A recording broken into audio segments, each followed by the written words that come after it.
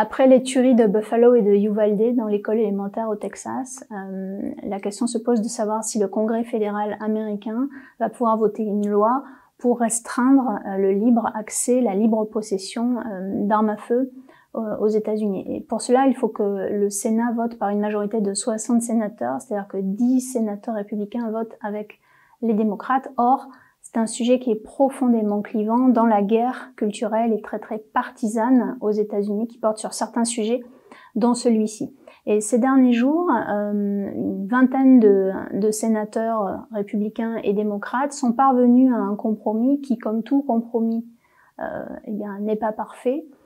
pour s'entendre sur un certain nombre de mesures. Est-ce que ces mesures vont donner lieu à une proposition de loi qui pourra être votée avant la vacance parlementaire qui démarre le 4 juillet? C'est toute la question, mais voilà quels sont les points sur lesquels il y a pour l'instant un compromis bipartisan. Un accompagnement financier des États fédérés qui veulent mettre en place des red flag laws, des lois drapeau rouge, c'est-à-dire la famille ou les proches peuvent signaler au juge qu'un individu dangereux est en possession d'armes à feu et que donc il faut lui interdire de posséder ces armes à feu. Un déblocage également d'argent public pour financer les services de santé mentale et donner plus de sécurité aux écoles, notamment en termes de formation des équipes pédagogiques. Il y a aussi la fin de la clause du boyfriend, c'est-à-dire que non seulement dans les couples mariés, quand il y a, c'est l'homme en général, qui a été condamné pour violence conjugale, eh bien on peut lui retirer les armes à feu qui sont à sa possession, et la clause du boyfriend permettait, c'était une clause d'ailleurs défendue par la National Rifle Association, le lobby des armes, d'éviter que cette mesure soit aussi étendue aux couples non mariés. Eh bien là, dans cet accord bipartisan, on pourrait inclure les couples non mariés dans cette limitation du port d'armes, ce qui est quand même très intéressant en termes de limitation de la violence masculiniste, de la violence viriliste. Donc on prend en compte la dimension du genre, c'est très intéressant. Il y a aussi des mesures, propositions encore de mesures drastiques contre le trafic d'armes et le problème des prête-noms, notamment dans le marché de l'occasion, qui est un marché très très problématique à contrôler aux États-Unis. Un contrôle renforcé des antécédents, notamment psychiatriques, pour les moins de 21 ans, et un durcissement de la possibilité d'ouvrir une armurerie afin de mieux prendre en considération le fait que les armuriers doivent contrôler les antécédents judiciaires et psychiatriques de tous les acheteurs. Mais les armes d'assaut resteraient autorisées, et en particulier les AR-15, qui sont les mitraillettes qui sont utilisées dans la plupart des fusillades de masse. On pense à toutes ces fusillades de masse qu'il y a eu ces dernières années dans les écoles ou dans les lycées à Parkland, mais aussi à Uvalde et à Buffalo. Donc, dans cet accord bipartisan, qui n'est pas encore une proposition de loi, le deuxième amendement de la Constitution est parfaitement respecté, il n'est pas du tout mis en péril, donc il n'y a pas de fondement juridique ou constitutionnel problématique.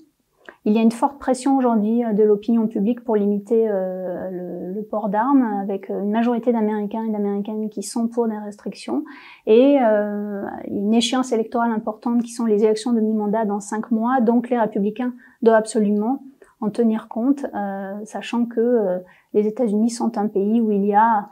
quasiment 2 fusillades de masse par jour, c'est-à-dire au moins 4 morts ou 4 blessés, hormis le tireur, et puis 90% des fusillades de masse sont commises par des hommes, et donc ça aussi c'est un point sur lequel il faut absolument se pencher quand on fait des politiques publiques, quand on élabore des politiques publiques, et peut-être il y a un petit frémissement de ce côté.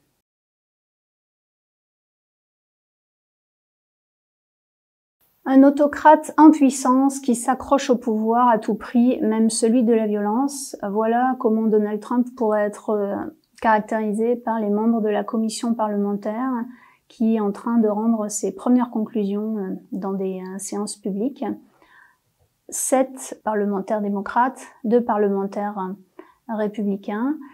qui dressent un constat accablant de la tentative de coup d'État du 6 janvier 2021 contre le Capitole, et qui dresse aussi un constat accablant des responsabilités de l'ancien président Donald Trump dans cet événement, puisque, dit la commission, il a fomenté, encouragé et soutenu ce qu'il faut bien appeler un coup d'État, et ce, à la base, à base d'une théorie du complot consistant à dire que l'élection de novembre 2020 a été volée et que Biden n'a pas gagné de manière légitime puisque les démocrates auraient triché. Thèse qui a été remise en cause et contestée par l'ensemble des tribunaux américains jusqu'à la Cour suprême des États-Unis. Donc cette enquête parlementaire, elle s'ajoute à l'enquête judiciaire menée par le FBI qui est toujours en cours. Elle a donné lieu à plus de 1000 auditions et l'établissement de dizaines de milliers de pages de documents. Donc, l'on sait maintenant on le savait, mais c'est confirmé chaque jour un peu plus, que Trump a bel et bien fait pression sur les responsables des élections au niveau local pour renverser le résultat des urnes. Qu'il a encouragé la violence de ses partisans d'extrême droite et des groupuscules parfois néo-nazis, les Proud Boys, etc., dont certains ont été arrêtés et certains sont en prison d'ailleurs. Il a également soutenu leur cri appelant à pendre Mike Pence, le vice-président qui a appelé l'armée pour garantir,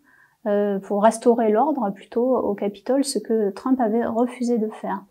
Et le ministre de la Justice de l'époque, William Barr, avait qualifié, je cite, de bullshit, en français connerie, les affirmations de l'élection volée. Et tout l'entourage de Trump le lui a dit, mais il a été le seul à ne pas le croire ou à ne pas faire mine de le croire et à persister dans ce complot.